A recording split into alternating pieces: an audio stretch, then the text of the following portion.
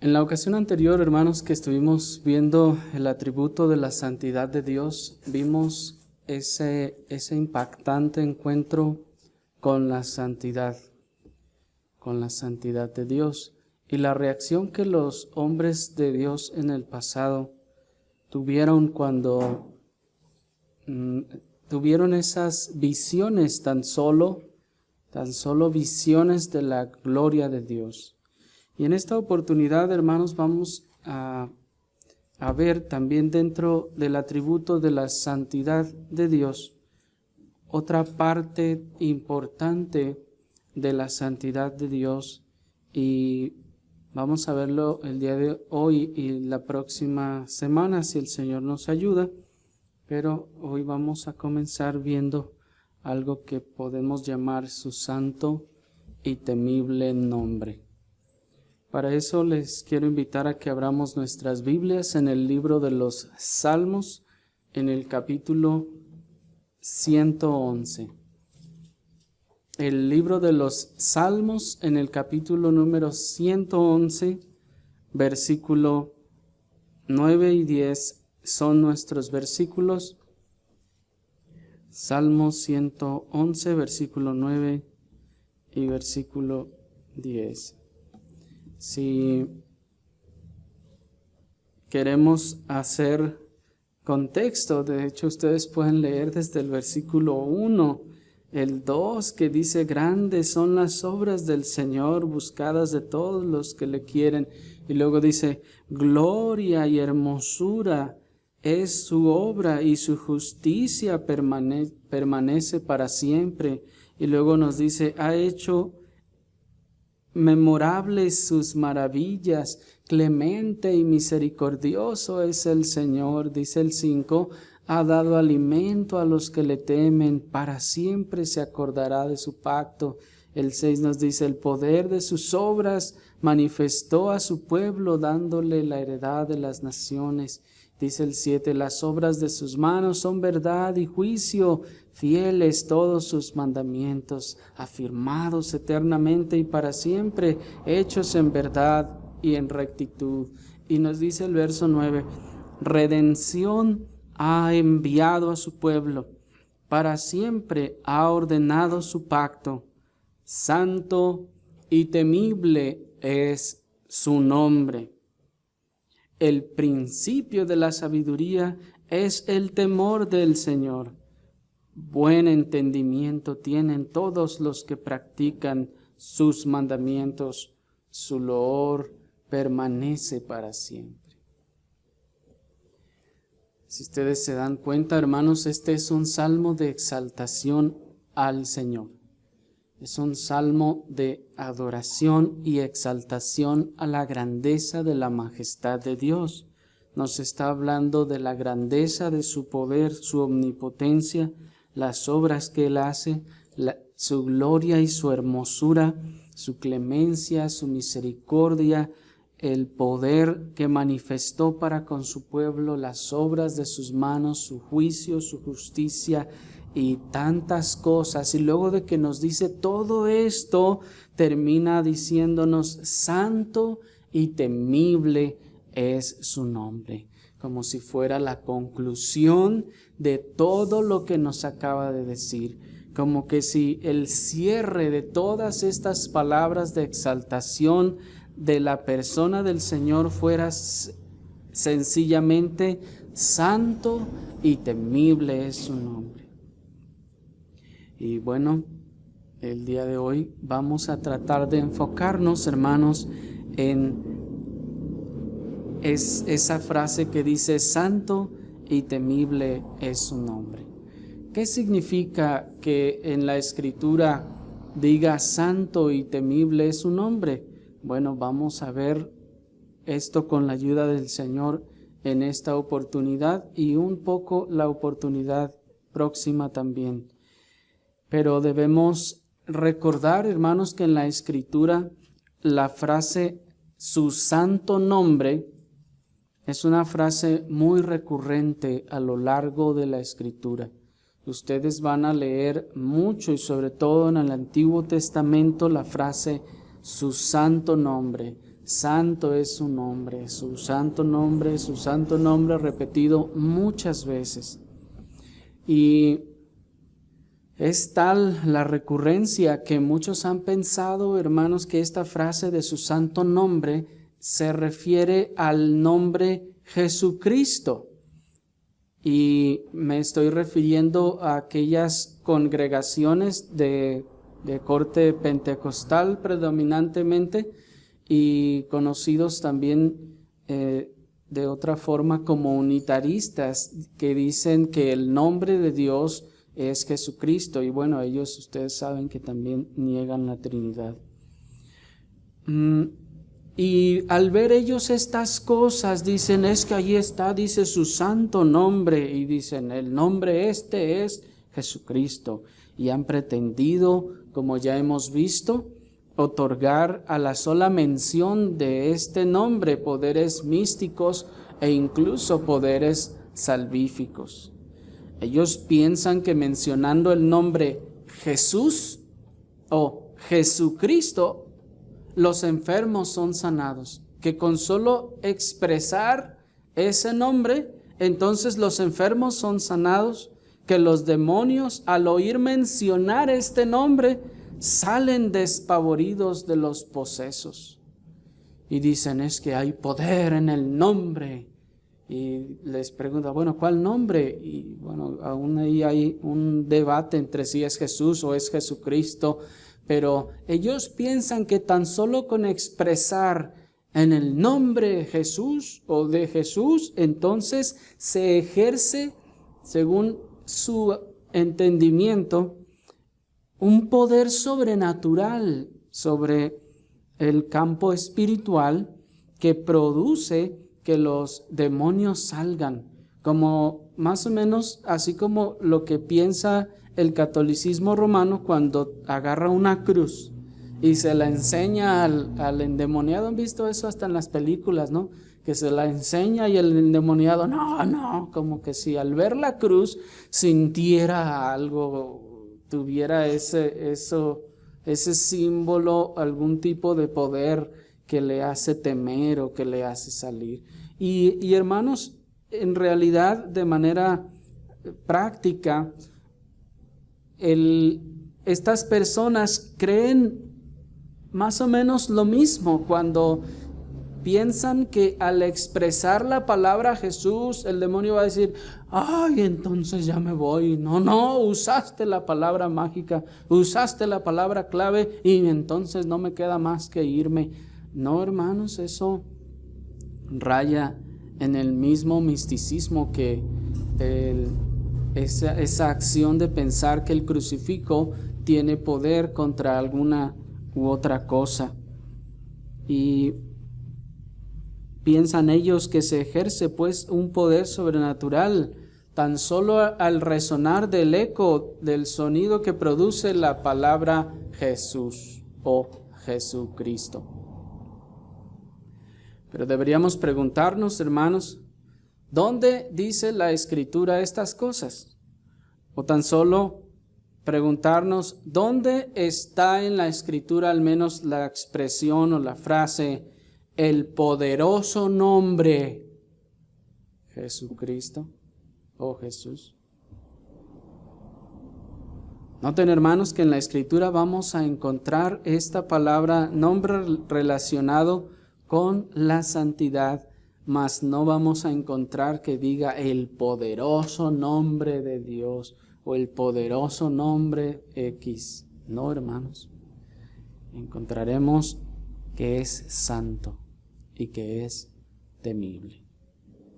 Otros piensan, por ejemplo, que su salvación está cimentada sobre el nombre Jesús o Jesucristo. Y que si no se expresa claramente, ellos piensan que entonces no se puede confiar en la efectividad del ritual de su bautismo y por tanto no se puede confiar tampoco en la salvación misma. Algunos llegan hasta ese extremo, hermanos, y por extraño que suene es una realidad. Ellos basan y confían su salvación a la expresión de las palabras que se dijeron cuando fueron bautizados. Y dicen, a ver, ¿cómo lo bautizaron? No, pues de este modo. No, eso no funcionó, usted no es salvo. Tiene que haber sido hecho de esta forma para que entonces hubiera podido ocurrir la salvación. Y se llegan, hermanos, a excesos muy grandes, pero sobre todo, hermanos, el exceso de pensar que es primero el ritual del bautismo lo que causa la salvación y que la expresión o la mención de la palabra Jesús o Jesucristo producirá la salvación. Hermanos, eso es un evangelio diferente y eso es una herejía flagrante. Porque ni la Escritura ni los creyentes verdaderos a lo largo de la historia han creído tales cosas y han dado tales atribuciones al nombre Jesús o Jesucristo, ni han depositado su esperanza de salvación en las sílabas que componen el nombre Jesús o Jesucristo. Pero entonces, ¿a qué se refiere nuestro texto cuando nos dice santo y temible es su nombre? Bueno, para poder comprenderlo debemos primero, hermanos, recordar que la palabra nombre proviene del hebreo Shem, que significa también, además, Shem significa ciertamente nombre, pero que, hermanos, es una palabra todavía un poco más profunda que el llano significado de la expresión nombre o de la manera que se nombra a una persona. La palabra Shem en el hebreo tiene mucha más profundidad, pues significa también fama. La palabra Shem también significa renombre. También significa reputación. Significa grandeza.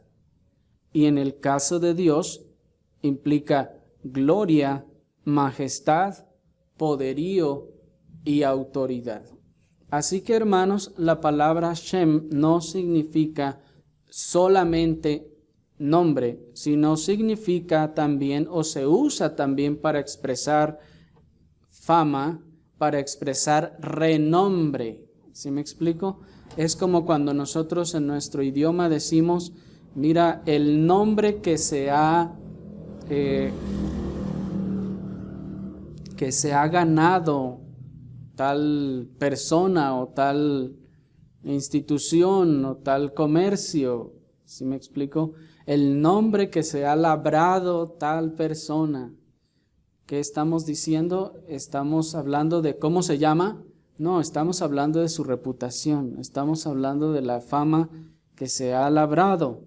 Estamos hablando de la grandeza que ha alcanzado, del renombre que ha alcanzado. Y si estamos hablando de Dios, hermanos, entonces estamos implicando, como leímos en el contexto del Salmo, gloria, majestad, poderío y autoridad. Por eso veíamos desde los versos 2 que dice, grandes son las obras del Señor. Noten cómo está exaltando y refiriéndose a la grandeza y la majestad de Dios y diciendo, miren cuán grandes son las obras del Señor, miren cómo Él se ha hecho de gran renombre, miren cómo Él se ha engrandecido con gloria y hermosura. Vean pues a ese grande Dios, vean la reputación de la grandeza de ese Dios que ha hecho todas estas cosas. ¿Me explico? Pues, hermanos, si Dios hubiese querido referirse a un nombre en específico y hubiese querido que este nombre fuese a lo que en este caso estos grupos de los que les hablaba se refieren, ¿acaso no tiene Dios toda la omnipotencia para haberlo hecho? ¿No tiene Dios toda la omnipotencia para haber hecho que se preservara su nombre original o verdadero desde el principio? Pues sabemos, hermanos, que en el Antiguo Testamento que fue escrito en hebreo, la palabra que en nuestras Biblias nosotros encontramos como Jehová, es una palabra hebrea que se compone de 4 consonantes, YHWH, que como ya hemos visto en otras oportunidades, hermanos, se ha transliterado de muchas formas. Pero confiando pues en la infinita sabiduría de Dios, en su omnipotencia y en su providencia, nosotros nos encomendamos a la todo suficiente Escritura para no enfrascarnos, hermanos, en discusiones interminables e infructuosas sobre estas cosas con aquellos que no están dispuestos a escuchar lo que la Escritura enseña. Y cuando decimos pues el santo nombre de Dios, estamos diciendo el majestuoso renombre de la gloria y la grandeza de Dios. Cuando decimos el santo nombre de Dios, estamos diciendo esa majestuosa grandeza, esa gloria inconmensurable de Dios. Y esto nos debe evocarnos la figura de aquel cuya grandeza, gloria y majestad inspiran temor y reverencia. Sea el Señor con estas obras grandiosas, no necesitaba hacerlas porque Él ya por sí mismo es inmensamente majestuoso, pero nosotros no lo sabíamos y no lo habíamos visto. Y Él ha hecho estas maravillas y ha hecho estos portentos para que nosotros podamos también reconocer su grandeza y gran renombre, su majestad y su gloria. Y que al ver estas cosas nosotros estemos y quedemos maravillados, hermanos, al contemplar a este grandioso ser. Y esto, hermanos, debe inspirarnos entonces temor y reverencia. Aquel cuya majestad y gloriosa santidad inspiran inmenso terror, pues dice, santo y temible es su nombre.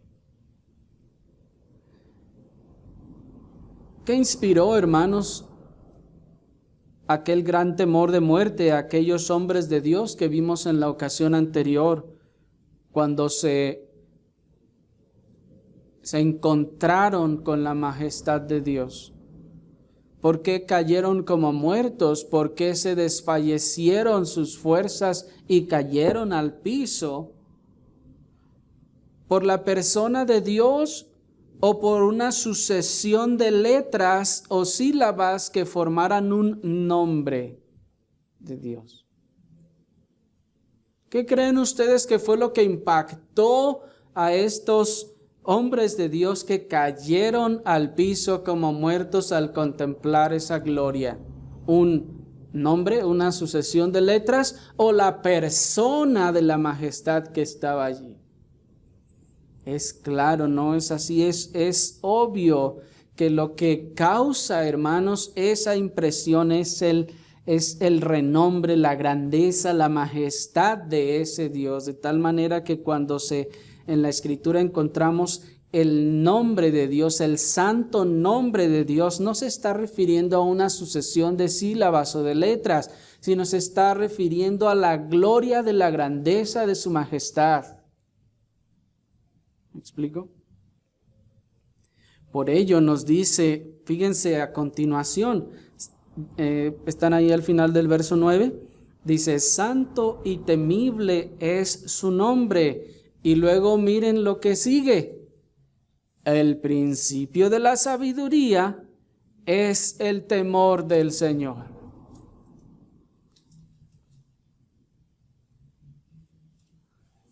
Hermanos, no es casualidad que luego de que nos dice que que santo y temible es su nombre, a continuación nos diga entonces el principio de la sabiduría es el temor del Señor. Ahora bien, podría haber dicho el principio de la sabiduría es el temor del nombre del Señor, pues nos acaba de decir, santo y temible es su nombre. ¿Me explico? De tal forma que cuando dice el principio de la sabiduría es el temor del Señor, de la persona del Señor. ¿Por qué? Porque Él es santo y temible, Él en su persona. ¿Me explico? Y así pues, hermanos, por eso decíamos que al ver estos hombres de Dios, esa grandeza y esa majestad, ellos caen atemorizados en temor. Por eso el principio de la sabiduría es el temor del Señor. Lo primero que es necesario hacer, el primer paso que es necesario dar al habernos encontrado con Dios es actuar con sabiduría. ¿Y cómo actúo con sabiduría? Temiéndole. Me encuentro delante de esa majestad refulgente, gloriosa y santa. ¿Y qué debo hacer? Actuar con sabiduría. Ustedes se encuentran con el presidente de la nación y ¿qué es lo que deben hacer?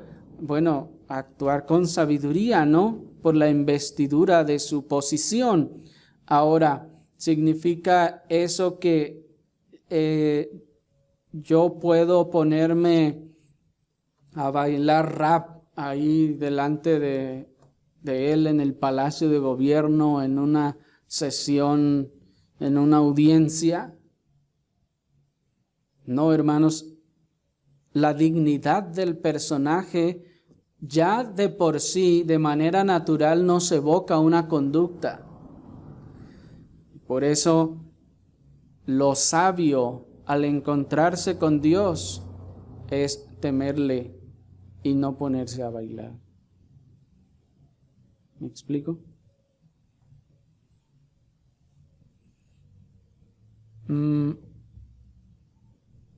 ¿Quieres ser sabio entonces? Pues debes comenzar por temer a ese sublimemente excelso y santo Dios. Pero ¿por qué temerle? ¿Será tenerle miedo? ¿Es malo temerle al Señor? ¿Es malo el temor? Bueno, si Dios nos lo ha mandado, hermanos, no debe ser malo. Sabemos que todo lo que Dios nos manda es bueno y es para nuestro bien. Y si Dios nos ha mandado que le temamos, no debe ser malo temerle. Pues ya nos dice el libro del Levítico en el capítulo 19, en el versículo 14, no maldecirás al sordo, y delante del ciego no pondrás tropiezo, sino que tendrás temor del Señor tu Dios, yo el Señor. ¿Se fijan? Dice, sino que tendrás temor del Señor tu Dios. También allí mismo en Levítico capítulo 25, en el versículo 36, nos dice, no tomarás de él usura ni ganancia, hablando del hermano de tu pueblo, sino tendrás temor de tu Dios y tu hermano vivirá contigo. ¿Se fijan? También el verso 43 allí mismo dice, no te enseñorearás de él con dureza, sino tendrás temor de tu Dios. Dios, hermanos, aquí está fomentando el temor por su propia persona, ¿se dan cuenta? Dios está diciendo, tendrás temor de Dios. Veamos, hermanos, la infinita sabiduría de nuestro bondadoso Señor, que sabiendo la condición del hombre, se pone a sí mismo como vengador del pobre, del necesitado y del incapacitado. Pues si se fijan, hermanos, en todos estos casos se está tratando del pobre, del necesitado o del incapacitado. Pues el capítulo 19, versículo 14 nos dice, no maldecirás al sordo y delante del ciego no pondrás tropiezo. ¿Por qué ¿Por qué no se maldice al que sí oye? Porque cuando me oiga, me va a dar mi merecido.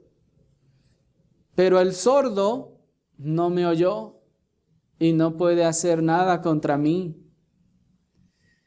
De la misma forma, si se pone tropiezo contra el que puede ver, en algún momento me dará mi merecido. Pero el ciego, ¿cómo sabrá quién lo hizo? Pero tiene un protector, al Señor de los cielos, que Él mismo manda y dice a todo hombre: no maldecirás al sordo, y delante del ciego no pondrás tropiezo, sino que tendrás temor del Señor tu Dios. Como que el Señor está diciendo: porque yo soy el que te voy a hacer pagar por eso. Él no te vio, Él no te oyó, pero yo sí, dice el Señor. Y yo te voy a hacer pagar. Y si se fijan, hermanos, es un temor en conciencia del pecado. Es un temor de la justicia divina y de la ira divina. El Señor está diciendo: debes temer que Dios te dará tu merecido. Y hermanos, eso no es malo.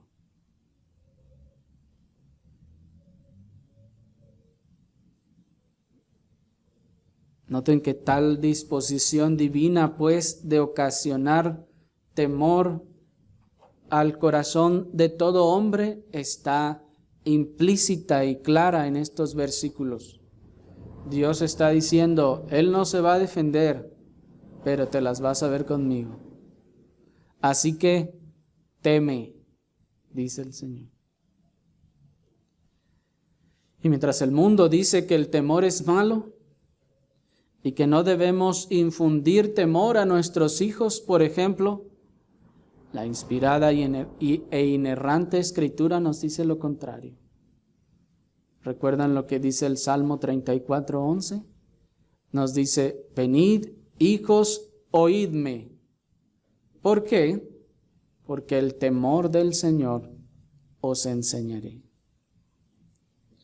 Es necesario, pues, hermanos, entender que cuando nos encontramos delante de esa majestad, lo primero que debemos tener es temor. Es sabio delante de esa majestad, de esa santidad, temer. Ya nos decía: santo y temible es su nombre. Por lo tanto, el principio de la sabiduría es el temor del Señor. ¿Me están siguiendo? Esa majestad santa debe infundirnos temor. Debe llevarnos a temer. Cuando el Padre instruye a su Hijo a temer al Señor, es para que aprenda cómo acercarse y dirigirse a ese Dios. Porque en algún momento se ha de enfrentar ante Él y debe conducirse con propiedad. Así como el padre del comerciante le enseña a su hijo cómo debe de dirigirse y presentarse tanto como con sus clientes como con sus proveedores.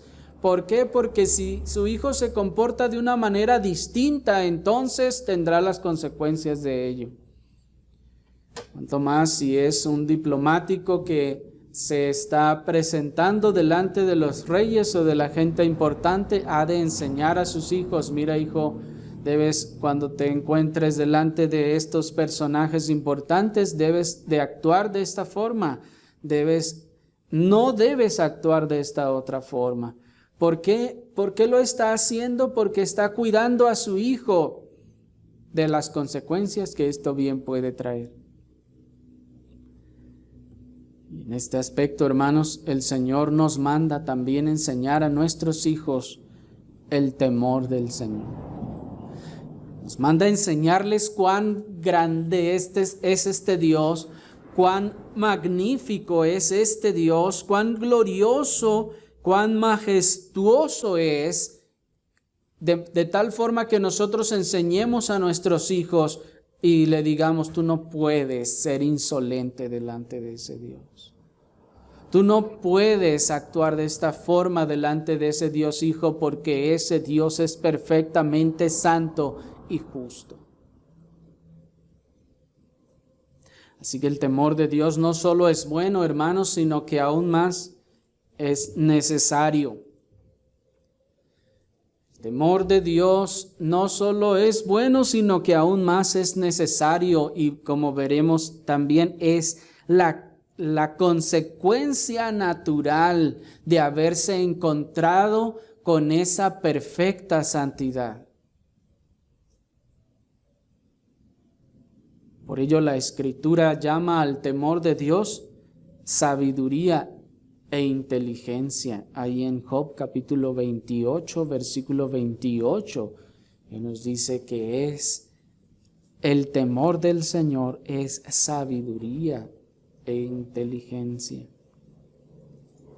Como ya veíamos la ocasión anterior, los hombres de Dios que cayeron sobre sus rostros, no es que solo de manera inteligible dijeron, bueno, vamos, yo me doy cuenta de que este Dios, este ser es tan infinito, pues bueno, ahí voy, me voy a postrar. No, hermanos, sino que su grandeza, ya decíamos, evoca, transmite esa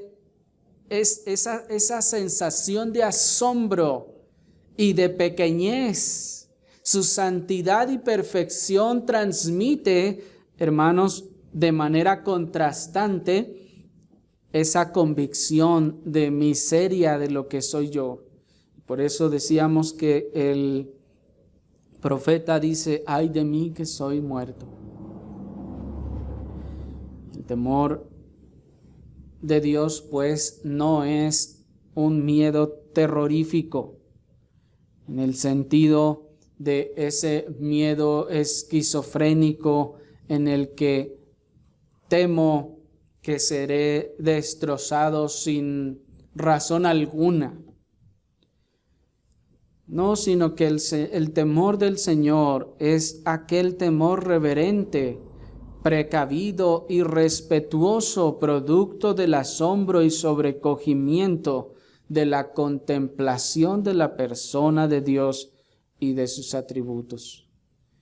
El temor de Dios, pues, es aquel temor reverente, precavido y respetuoso, que es a su vez producto del asombro y del sobrecogimiento por la contemplación de la persona de Dios y de sus atributos, de tal manera que el encuentro con Dios produce temor de Dios. Se han encontrado con Dios, tendrán temor de Dios. No tienen temor de Dios, no se han encontrado con Dios. ¿Me explico? Imaginen ustedes a los profetas que vimos la ocasión anterior, después de todas esas cosas, decir, pues tranquilos, no pasa nada delante de esa presencia. Yo fui y me fue muy bien. Hermanos, eso no es posible. Y este temor, decíamos, de Dios es bueno, pues restringe al hombre de su irreverencia y de su insolencia hacia Dios, y así como del pecado mismo. Pues ya nos dice Proverbios capítulo 16, versículo 6, con misericordia y verdad se corrige el pecado, y con el temor del Señor los hombres se apartan del mal. Miren, hermanos, cómo el temor del Señor hace que los hombres se aparten del mal. ¿Cómo se aparta del mal el hombre? Echándole ganas, esforzándose, ayunando. No, hermanos, dice la Escritura, que con el temor del Señor. Notemos que este apartarse nos da la idea de separación. Con el temor del Señor se apartan del mal los hombres, se separan del mal los hombres.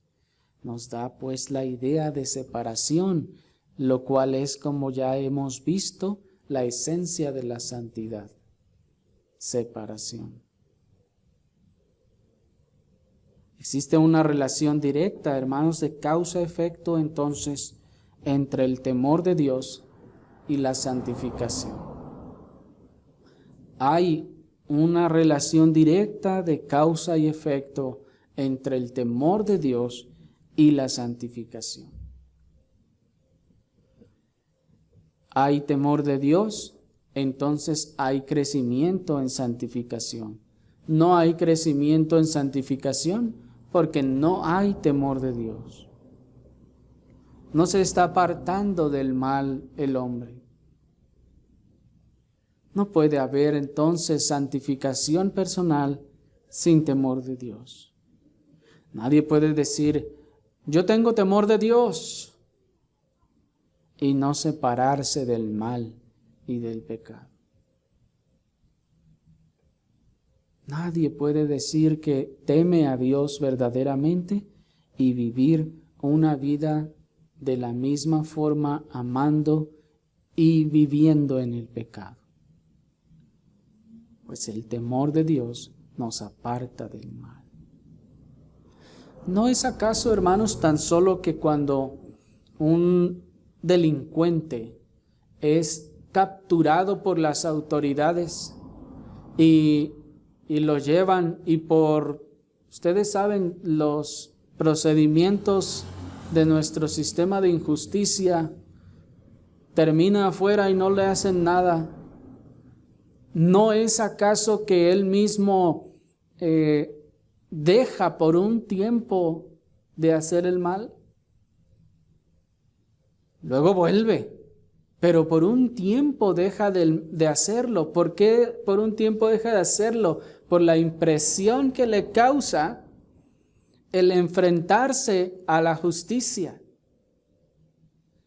De la misma forma, hermanos, cuando el creyente se ha encontrado con ese Dios, esa gloria y majestad, esa santidad de su persona causa es la impresión tan fuerte para que el hombre se aparte por el temor de Dios del mal.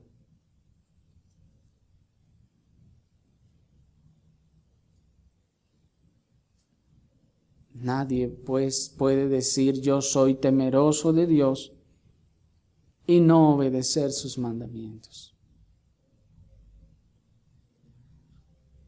Pues el obedecer sus mandamientos es la sabiduría y es el principio de la sabiduría y es el temor de Dios. Pues nos dice 2 Corintios capítulo 7 versículo 1, así que, amados, puesto que tenemos tales promesas, limpiémonos de toda contaminación de carne y de espíritu, perfeccionando la santidad en el temor de Dios. ¿Se dan cuenta, hermanos, de la relación que hay entonces entre la santificación y el temor de Dios? Así que, amados, puesto que tenemos tales promesas, limpiémonos de toda contaminación de carne y de espíritu, perfeccionando la santidad en el temor de Dios, que es el que hace que el hombre se aparte del mal. Por eso decíamos pues que hay una relación de causa-efecto entre el temor de Dios y la santificación. Y por eso también decíamos que el hombre, entre más se acerca a Dios, esa santidad refulgente de Dios le muestra y le manifiesta de manera más clara su pecado y su condición. cuán malo es. Y entonces por la gracia de Dios, por la obra del Espíritu en él, es movido a la santificación. Por eso se dice y se ha dicho, entre más el Señor nos acerca a sí mismos, entonces nosotros crecemos más en santificación, más nos parecemos a Él. Solo existe entonces, hermanos, un camino a la santificación: el temor de Dios. El creyente verdadero ha de ir creciendo en santificación. Y el único modo de conseguirlo, esto es, de ir creciendo en santificación, es el temor de Dios.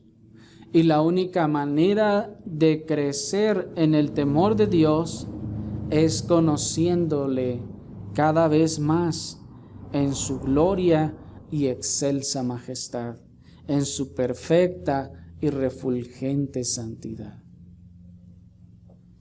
Pues hermanos, ese entendimiento y esa impresión que por la fe causa en nuestros corazones la perfecta santidad de Dios, hermanos, nos va a mover en primer lugar al temor de Dios. Y ese temor de Dios nos moverá a la santificación. Así que a medida que vamos conociendo más a ese Dios, entonces vamos siendo movidos a parecernos más a Él, a imitarle más a Él, a crecer más en santificación. Y así, hermanos, existe pues esta relación entre la santidad de Dios y la santificación del creyente, que, como decíamos, esa refulgente e impresionante santidad, esa gloria y majestad produce en el creyente por la fe, por la obra del Espíritu, ese asombro de la persona de Dios. Pues hermanos, nosotros no hemos sido llevados a ver esa majestad, pero vemos por la Escritura la descripción de la persona de Dios, de sus atributos. Y por la fe, hermanos, obrada por el Espíritu, nosotros podemos tener esa imagen de Dios en nuestra mente y en nuestro corazón, que produzca a su vez la impresión en nosotros, que cause el temor de Dios en nuestros corazones, que nos lleve al apartarnos del mal, esto es, a la santificación. Así que, hermanos, la santidad de Dios está íntimamente ligada a la santidad del creyente, o mejor dicho, al revés, la santificación del creyente está ligada pues a esa santidad de Dios. Por eso el Señor ya nos decía: sed santos. ¿Por qué? Porque yo soy santo. Sed santos, dice el Señor, porque yo soy santo. Oremos, hermanos, al Señor.